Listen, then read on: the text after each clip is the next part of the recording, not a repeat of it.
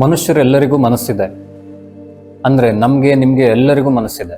ಮನಸ್ಸು ಅನ್ನೋ ಶಬ್ದವನ್ನ ನಾವು ದಿನನಿತ್ಯ ಜೀವನದಲ್ಲಿ ತುಂಬಾ ಕಡೆ ಬಳಸ್ತೀವಿ, ಆರಾಮಾಗಿ ಬಳಸ್ತೀವಿ. ಕಥೆಗಳಲ್ಲಿ ಬಳಸ್ತೀವಿ, ಕಾವ್ಯಗಳಲ್ಲಿ ಬಳಸ್ತೀವಿ, ಕವನ ಬರಿಬೇಕಾದ್ರೆ ಬಳಸ್ತೀವಿ, ಸಿನಿಮಾ ಹಾಡುಗಳಲ್ಲಿ ಬರ್ತದೆ, ಮಾತಾಡ್ಬೇಕಾದ್ರೆ ಬಳಸ್ತೀವಿ. ನನ್ನ ಮನಸ್ಸು ಚೆನ್ನಾಗಿಲ್ಲ ಅಂತ ಹೇಳ್ತೀವಿ, ನನ್ನ ಮನಸ್ಸಿಗೆ ಮುದ ನೀಡುವಂತಿತ್ತು ಅಂತ ಹೇಳ್ತೀವಿ, ನನ್ನ ಮನಸ್ಸು ಹಾಯಾಗಿದೆ ಅಂತ ಹೇಳ್ತೀವಿ, ಅವನ ಮನಸ್ಸು ಹಾಲಿನಂತಿದೆ ಅಂತ ಹೇಳ್ತೀವಿ. ಹೀಗೆ ಅನೇಕ ಕಡೆ ನಾವು ಮನಸ್ಸು ಅನ್ನೋ ಶಬ್ದವನ್ನ ಬಳಸ್ತಾ ಮಾತಾಡ್ತೀವಿ. ನಮ್ಮ ಬಗ್ಗೆನೂ ಬಳಸ್ತೀವಿ, ಬೇರೆಯವ್ರ ಬಗ್ಗೆನೂ ಬಳಸ್ತೀವಿ. ಅಷ್ಟೇ ಅಲ್ಲ, ಮನಸ್ಸು ಅನ್ನೋ ಶಬ್ದವನ್ನು ಇಟ್ಕೊಂಡು ನಾವು ಮನುಷ್ಯರಿಗೆ ಹೆಸರನ್ನು ಇಡ್ತೀವಿ. ಮಾನಸ ಅಂತ ಹೆಸರಿಡ್ತೀವಿ, ಮನಸ್ವಿ ಅಂತ ಹೆಸರಿಡ್ತೀವಿ, ಸುಮನಸ್ ಅಂತ ಹೆಸರಿಡ್ತೀವಿ. ಹೀಗೆ ಮನಸ್ಸನ್ನು ಶಬ್ದ ಇಟ್ಕೊಂಡು ಹೆಸರು ಇಡ್ತೀವಿ. ಅಷ್ಟರ ಮಟ್ಟಿಗೆ ಮನಸ್ಸನ್ನು ಶಬ್ದವನ್ನು ನಾವು ಆರಾಮಾಗಿ ಬಳಸ್ತೀವಿ. ಆದ್ರೆ ಮನಸ್ಸನ್ನು ಶಬ್ದಕ್ಕೆ ಒಂದು ಅಕ್ಷರ ಸೇರಿಸಿ ಸ್ವಲ್ಪ ವ್ಯತ್ಯಾಸ ಮಾಡಿದ್ರೆ ಸಾಕು, ನಾವು ಆ ಶಬ್ದದಿಂದ ದೂರ ಓಡ್ತೀವಿ. ಅದ್ರ ಜೊತೆಗಿನ ನಮ್ಮ ವ್ಯವಹಾರವೇ ಬದಲಾಗ್ಬಿಡ್ತದೆ. ಅದೇನ್ ಗೊತ್ತಾ? ಮಾನಸಿಕ ಅನ್ನೋ ಶಬ್ದ, ಮನಸ್ಸು ಅನ್ನೋ ಶಬ್ದಕ್ಕೆ ಕ ಅನ್ನೋ ಅಕ್ಷರ ಸೇರಿಸಿ ಸ್ವಲ್ಪ ವ್ಯತ್ಯಾಸ ಆಗಿ ಮಾನಸಿಕ ಅನ್ನೋ ಶಬ್ದ ಬಂದ್ರೆ ಸಾಕು, ನಾವು ದೂರ ಓಡ್ತೀವಿ. ನಮಗೆ ಅದು ಅಸ್ಪೃಶ್ಯ ಅನಿಸ್ತದೆ, ನಮಗೆ ಸಂಬಂಧಪಟ್ಟಿದ್ದಲ್ಲ ಅನಿಸ್ತದೆ. ಕೆಲವೊಬ್ಬರಿಗೆ ಭಯ ಆಗ್ತದೆ, ಕೆಲವೊಬ್ರು ನಾನಂತವನಲ್ಲ, ನಾನು ಹಾಗಿಲ್ಲ ಅನಿಸ್ತದೆ. ವಿಚಿತ್ರ ಅಂದ್ರೆ ಮನಸ್ಸು ಅನ್ನೋ ಶಬ್ದದ ಜೊತೆಗೆ ನಾವು ಆರಾಮಾಗಿದ್ವಿ, ಅದನ್ನ ಬಳಸೋಕ್ ತಯಾರಿದೀವಿ. ದಿನನಿತ್ಯ ಜೀವನದಲ್ಲಿ ಎಲ್ಲ ಕಡೆ ಬಳಸೋಕ್ ತಯಾರಿದೀವಿ, ನಮಗೂ ನಾವು ಬಳಸೋಕ್ ತಯಾರಿದೀವಿ. ಅಷ್ಟರ ಮಟ್ಟಿಗೆ ಅಂದ್ರೆ ಹೆಸರಿಡೋಕ್ಕೂ ತಯಾರಿದ್ದೀವಿ, ಅದನ್ನು ಬಳಸಿ ಅಷ್ಟು ಆರಾಮಾಗಿದ್ದೀವಿ. ಆದ್ರೆ ಅದು ಮಾನಸಿಕ ಅನ್ನೋ ಶಬ್ದ ಆಗ್ತಿದ್ದಂತೆ ನಾವು ದೂರ ಓಡ್ತೀವಿ. ಅದು ನಮಗ್ ಬೇಡ, ನಮಗ್ ಸಂಬಂಧಪಟ್ಟಿದ್ದಲ್ಲ, ನಾನು ಹಾಗಿಲ್ಲ, ಅದೇನೋ ಒಂದು ಅಸ್ಪೃಶ್ಯತೆ. ಇದು ಕನ್ನಡದಲ್ಲಿ ಮಾತ್ರ ಇಲ್ಲ, ಇಂಗ್ಲಿಷ್ನಲ್ಲಿ ಕೂಡ ಮೈಂಡ್ ಅನ್ನೋ ಶಬ್ದದ ಜೊತೆಗೆ ನಾವು ಆರಾಮಾಗಿದ್ದೀವಿ. ಮೈಂಡ್ ಅನ್ನೋ ಶಬ್ದವನ್ನ ನಾವು ನಮಗೂ ಬಳಸ್ತೀವಿ, ಬೇರೆಯವರಿಗೂ ಬಳಸ್ತೀವಿ, ಆರಾಮಾಗಿ ಬಳಸ್ತೀವಿ. ಆದ್ರೆ ಮೆಂಟಲ್ ಅನ್ನೋ ಶಬ್ದ ಬರ್ತಿದ್ದಂಗೆ ನಾವು ದೂರ ಓಡ್ತೀವಿ. ಮೆಂಟಲ್ ಅನ್ನೋ ಶಬ್ದ ಬರ್ತಿದ್ದಂಗೆ ಅದೇನೋ ಒಂದು ಅಸ್ಪೃಶ್ಯತೆ, ಏನೋ ಒಂದು ಭಯ, ಏನೋ ದೂರ ಇರಬೇಕು, ಅದು ನನಗೆ ಸಂಬಂಧಪಟ್ಟಿದ್ದಲ್ಲ, ಅಥವಾ ನಾನು ಹಾಗಿಲ್ಲ. ಹಾಗಾದ್ರೆ ಮನಸ್ಸು ಅನ್ನೋ ಶಬ್ದದ ಜೊತೆಗೆ ಮೈಂಡ್ ಅನ್ನೋ ಶಬ್ದಕ್ಕೆ ನಾವು ಆರಾಮಾಗಿದ್ದೀವಿ, ನಾವು ಬಳಸೋಕ್ಕೂ ತಯಾರಿದ್ದೀವಿ, ನಮ್ಮದು ಅಂತ ಒಪ್ಕೊಳ್ಳೋಕ್ಕೂ ತಯಾರಿದ್ದೀವಿ. ಆದ್ರೆ ಮಾನಸಿಕ ಅನ್ನೋ ಶಬ್ದ ಬಂದ್ರೆ, ಮೆಂಟಲ್ ಅನ್ನೋ ಶಬ್ದ ಬರ್ತಿದ್ದಂತೆ ನಮ್ಮಲ್ಲಿ ಏನೋ ಒಂದು ಅನುಭವ ಚೇಂಜ್ ಆಗ್ತದೆ, ದೂರ ಇರ್ತೀವಿ, ನಾವು ಹಾಗಿಲ್ಲ ಅಂತ ಅನಿಸ್ತದೆ, ನಮಗ್ ಸಂಬಂಧಪಟ್ಟಿದ್ದಲ್ಲ ಅನಿಸ್ತದೆ ಆ ಶಬ್ದ. ಹಾಗ್ಯಾಕಾಗ್ತದೆ? ಅದ್ರ ಬಗ್ಗೆ ತಿಳಿಲಿಕ್ಕಾಗಿ ಅನೇಕ ಜನರನ್ನ ಸಂಪರ್ಕ ಮಾಡಿ ಅವ್ರ ಜೊತೆಗೆ ಮಾತುಕತೆ ನಡೆಸ್ತಾ ಹೋದಾಗ ನನಗ್ ಗೊತ್ತಾಗಿದ್ದೇನೆಂದ್ರೆ, ಈ ಮಾನಸಿಕ ಅಥವಾ ಮೆಂಟಲ್ ಅನ್ನೋ ಶಬ್ದ ಎದುರಿಗೆ ಬರ್ತಿದ್ದಂತೆ ಅಥವಾ ಕೇಳ್ತಿದ್ದಂತೆ ಅನೇಕ ಜನರಲ್ಲಿ ಹುಚ್ಚರು ಅಥವಾ ಹುಚ್ಚು ಅನ್ನೋ ಕಲ್ಪನೆ ಬರ್ತಿದೆ, ಆ ಅರ್ಥ ಬರ್ತಿದೆ. ಆ ಅರ್ಥ ಬರ್ಬೇಕಾದ್ರೆ ಮನಸ್ಸಿನಲ್ಲಿ ಒಂದು ಚಿತ್ರಣ ಕೂಡ ಬರ್ತಿದೆ. ಆ ಚಿತ್ರಣ ಹೇಗಿದೆ ಅಂದ್ರೆ, ಒಬ್ಬ ವ್ಯಕ್ತಿ ಕೂದಲೆಲ್ಲ ಹರಡ್ಕೊಂಡಿದ್ದಾನೆ, ಗಲೀಜಾದ ಬಟ್ಟೆ ಹಾಕೊಂಡಿದ್ದಾನೆ, ಕ್ಲೀನ್ ಇಲ್ಲ, ಅವನ ಕಣ್ಣು ಹಿಂಗೆಲ್ಲ ಮಾಡ್ತಿದ್ದಾನೆ, ಒಬ್ಬನೇ ನಗ್ತಿದ್ದಾನೆ, ಅಳ್ತಿದ್ದಾನೆ, ಸಿಟ್ಟು ಮಾಡ್ಕೊಳ್ತಿದ್ದಾನೆ, ಒಬ್ಬೊಬ್ಬನೇ ಮಾತಾಡ್ತಿದ್ದಾನೆ, ಏನೇನೋ ಮಾಡ್ತಿದ್ದಾನೆ. ಈ ರೀತಿಯಲ್ಲಿರೋ ಒಂದು ವ್ಯಕ್ತಿಯ ಚಿತ್ರಣ ಬರ್ತಿದೆ. ಹುಚ್ಚರು ಅಥವಾ ಹುಚ್ಚು ಅನ್ನೋ ಒಂದು ಅರ್ಥ ಬರ್ತಿದೆ. ಮಾನಸಿಕ ಮತ್ತು ಮೆಂಟಲ್ ಅನ್ನೋ ಶಬ್ದವನ್ನ ಎದುರಿಗೆ ತಂದ್ರೆ ಸಾಕು. ಇದು ಗೊತ್ತಾದ ಮೇಲೆ ಹೀಗೇಕಾಗ್ತಿದೆ ಇವರಲ್ಲೆಲ್ಲ, ಈ ಕಲ್ಪನೆ ಹೇಗ್ ಬರ್ತಿದೆ, ಈ ಅರ್ಥ ಹೇಗ್ ಬರ್ತಿದೆ, ಈ ಚಿತ್ರಣ ಹೇಗ್ ಬರ್ತಿದೆ ಅಂತ ತಿಳಿಲಿಕ್ಕೆ ಅಂತ ಮತ್ತೊಂದಷ್ಟು ಅವ್ರ ಜೊತೆಗೆ ಮಾತಾಡ್ತಾ ಮುಂದೋದಾಗ ಗೊತ್ತಾಗಿದ್ದೇನೆಂದ್ರೆ, ಇವರಲ್ಲಿ ಅನೇಕ ಜನರು ವೆಬ್ ಸೀರೀಸ್ಗಳಲ್ಲಿ, ಕಾದಂಬರಿಗಳಲ್ಲಿ, ಸಿನಿಮಾಗಳಲ್ಲಿ ಪದೇ ಪದೇ ನೋಡ್ಕೊಂಡ್ ಬಂದಿದ್ದಾರೆ, ಸೀರಿಯಲ್ಗಳಲ್ಲಿ ಪದೇ ಪದೇ ನೋಡ್ಕೊಂಡ್ ಬಂದಿದ್ದಾರೆ. ಏನ್ ನೋಡ್ಕೊಂಡ್ ಬಂದಿದ್ದಾರೆ? ಅದರಲ್ಲೆಲ್ಲ ಒಂದು ಪಾತ್ರವನ್ನ ತೋರಿಸಿದ್ದಾರೆ. ಮಾನಸಿಕ ಮತ್ತು ಮೆಂಟಲ್ ಅನ್ನೋ ಶಬ್ದವನ್ನು ಬಳಸಿ, ಹುಚ್ಚರು ಅನ್ನೋ ಶಬ್ದವನ್ನು ಅದ್ರ ಜೊತೆಗೆ ಸೇರಿಸಿ, ಅಥವಾ ಹುಚ್ಚು ಅನ್ನೋ ಶಬ್ದವನ್ನು ಅದ್ರ ಜೊತೆಗೆ ಸೇರಿಸಿ ಒಂದು ಪಾತ್ರವನ್ನ ತೋರಿಸಿದ್ದಾರೆ. ಆ ಪಾತ್ರ ಹೇಗಿತ್ತು ಅಂದ್ರೆ, ಕೂದಲೆಲ್ಲ ಹರಡ್ಕೊಂಡಿದೆ, ಗಲೀಜಾಗಿದೆ, ಗಲೀಜಾದ ಬಟ್ಟೆಯನ್ನ, ಹರಕಲು ಬಟ್ಟೆಯನ್ನ ಹಾಕೊಂಡಿದೆ, ಅವನು ಅಥವಾ ಅವಳು ಕಣ್ಣು ಹಿಂಗೆಲ್ಲ ಮಾಡ್ಕೊಂಡು ವಿಕಾರ ರೂಪದಲ್ಲಿ ಇರ್ತಾರೆ, ಅಥವಾ ಏನೇನೋ ಮಾತಾಡ್ತಿರ್ತಾರೆ, ಅಸಂಬದ್ಧವಾಗಿ ಮಾತಾಡ್ತಿರ್ತಾರೆ, ಅಳ್ತಿರ್ತಾರೆ, ನಗ್ತಿರ್ತಾರೆ, ಕೂಗಾಡ್ತಿರ್ತಾರೆ, ಕಿರ್ಚಾಡ್ತಿರ್ತಾರೆ, ಏನೇನೋ ಮಾಡ್ತಿರ್ತಾರೆ. ಈ ರೀತಿಯಲ್ಲಿರೋ ಒಂದು ಪಾತ್ರದ ಚಿತ್ರಣವನ್ನ ತಂದಿದ್ದಾರೆ. ಅದಕ್ಕೆ ಹುಚ್ಚರು ಅನ್ನೋ ಶಬ್ದವನ್ನು ಸೇರಿಸಿದ್ದಾರೆ, ಮಾನಸಿಕ ಮತ್ತು ಮೆಂಟಲ್ ಅನ್ನೋ ಶಬ್ದವನ್ನು ಸೇರಿಸಿ ತೋರಿಸಿದ್ದಾರೆ.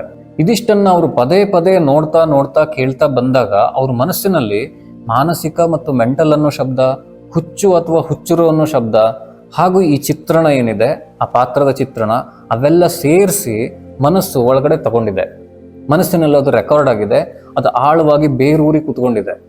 ಹಾಗಾಗಿ ಅವರಿಗೆ ಈ ಶಬ್ದಗಳು ಎದುರಿಗೆ ಬರ್ತಿದ್ದಂತೆ, ಮಾನಸಿಕ ಅಥವಾ ಮೆಂಟಲ್ ಅನ್ನೋ ಶಬ್ದ ಬರ್ತಿದ್ದಂತೆ ಆ ಚಿತ್ರಣನೇ ಬರ್ತಿದೆ, ಆ ಅರ್ಥನೇ ಬರ್ತಿದೆ. ಇದು ಒಂದ್ ಕಡೆಗಾದ್ರೆ, ಆ ಪಾತ್ರ ಏನ್ ತೋರಿಸ್ತಿದ್ರಲ್ವಾ, ಹುಚ್ಚರು ಅನ್ನೋ ಹೆಸರಿನ ಜೊತೆಗೆ ಒಂದು ಪಾತ್ರವನ್ನು ತೋರಿಸ್ತಿದ್ರಲ್ವಾ, ಸಿನಿಮಾಗಳಲ್ಲಿ, ವೆಬ್ ಸೀರೀಸ್ಗಳಲ್ಲಿ, ಧಾರಾವಾಹಿಗಳಲ್ಲಿ, ಕಾದಂಬರಿಗಳಲ್ಲಿ ಚಿತ್ರಣ ಮಾಡಿ ತೋರಿಸ್ತಿದ್ರಲ್ವಾ, ಆ ಪಾತ್ರ ಹೇಗಿತ್ತು ಅಂದ್ರೆ, ಅದನ್ನ ನೋಡ್ಬೇಕಾದ್ರೆ ನೋಡುಗನಿಗೆ ಅಥವಾ ಓದುಗನಿಗೆ ಏನೋ ಒಂದು ಅಸ್ಪೃಶ್ಯತೆ ಅನುಭವ ಆಗ್ತಿತ್ತು. ಗಲೀಜು ಅನ್ನೋ ತರ, ದೂರ ಇರ್ಬೇಕು ಅನ್ನೋ ತರ, ಭಯಾನಕ ಅನ್ನೋ ತರ, ಏನಾದ್ರೂ ಆಪತ್ತು ಮಾಡಿದ್ರೆ, ನನಗೇನಾದ್ರೂ ತೊಂದರೆ ಕೊಟ್ರೆ, ಅಥವಾ ಯಾರಿಗಾದ್ರೂ ತೊಂದರೆ ಕೊಡೋ ಪಾತ್ರದ ತರ ಆ ರೀತಿ ಬಿಂಬಿಸಿ ಮಾಡ್ತಿದ್ರು.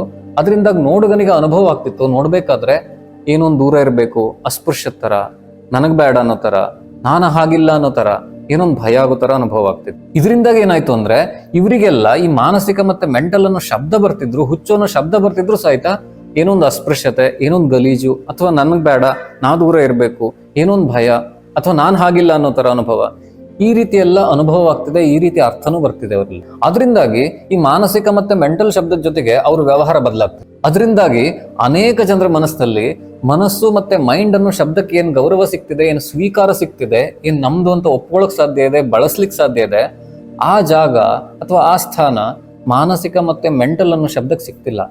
ಈ ಎರಡು ಶಬ್ದಕ್ಕೆ ಅಸ್ಪೃಶ್ಯತೆ ಸಿಗ್ತಿದೆ, ಏನೋ ದೂರ ಇಡೋ ಅನುಭವ ಸಿಗ್ತಿದೆ, ತುಚ್ಛವಾದ ಅನುಭವ ಸಿಗ್ತಿದೆ, ಅಥವಾ ನಮಗ್ ಬೇಡದೇ ಇರುವ ಎರಡು ಶಬ್ದಗಳು ಅನ್ನೋ ಟ್ರೀಟ್ ಸಿಗ್ತಿದೆ. ಹಾಗಾದ್ರೆ ಭಾಷೆಯ ಒಳಹೊಕ್ಕು ಈ ಮಾನಸಿಕ ಅನ್ನೋ ಶಬ್ದಕ್ಕೆ ಏನ್ ಅರ್ಥ ಇದೆಯಪ್ಪ, ಮೆಂಟಲ್ ಅನ್ನೋ ಶಬ್ದಕ್ಕೆ ಏನ್ ಅರ್ಥ ಇದೆಯಪ್ಪ ಅಂತ ನೋಡೋಣ ಅಂತ ಅದ್ರೊಳಗಡೆ ಹೋದ್ರೆ ಫನ್ನಿ ಅನ್ಸ್ಬಿಡ್ತು, ತಮಾಷೆ ಅನ್ಸ್ಬಿಡ್ತು, ನಗು ಬಂದೋಯ್ತು ನನಗೆ.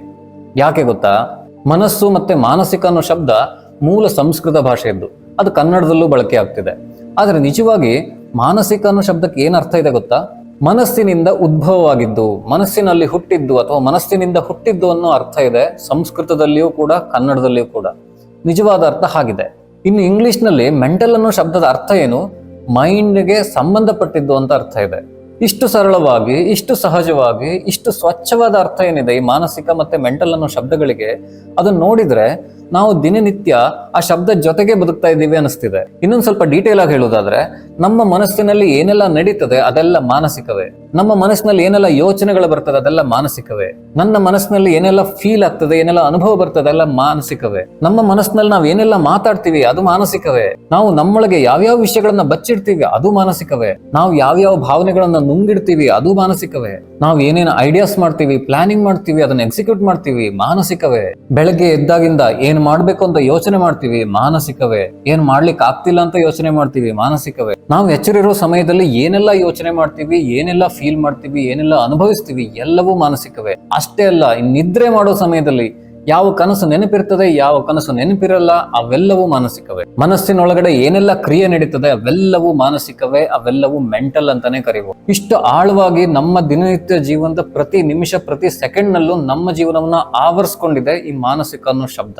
ಯಾಕಂದ್ರೆ ಮನಸ್ಸು ಅನ್ನೋ ವಿಷಯ ನಮ್ಮ ಜೀವನದಲ್ಲಿ ಅಷ್ಟು ಆಳವಾಗಿ, ಅಷ್ಟು ವಿಶಾಲವಾಗಿ ಆವರಿಸ್ಕೊಂಡಿದೆ. ಹಾಗಾಗಿ ಇನ್ಮುಂದೆ ಆದ್ರೂ ಅನೇಕ ಜನರ ಮನಸ್ಸಿನಲ್ಲಿ ಮಾನಸಿಕ ಮತ್ತೆ ಮೆಂಟಲ್ ಅನ್ನೋ ಶಬ್ದಗಳಿಗೆ ಈ ಸಿನಿಮಾಗಳ ಅವಾಂತರಗಳಿಂದಾಗಿ ಏನ್ ದುಸ್ಥಿತಿ ಉಂಟಾಗಿದೆ, ಆ ದುಸ್ಥಿತಿಯಿಂದ ಆ ಶಬ್ದಗಳಿಗೆ ಮುಕ್ತಿ ಸಿಗಲಿ, ಮನಸ್ಸು ಮತ್ತೆ ಮೈಂಡ್ಗೆ ಏನ್ ಸ್ಥಾನ ಸಿಗ್ತಿದೆ ಅದೇ ಸ್ಥಾನ ಅವರಿಗೂ ಸಿಗಲಿ ಅಂತ ನಾನು ಆಶಿಸ್ತೀನಿ.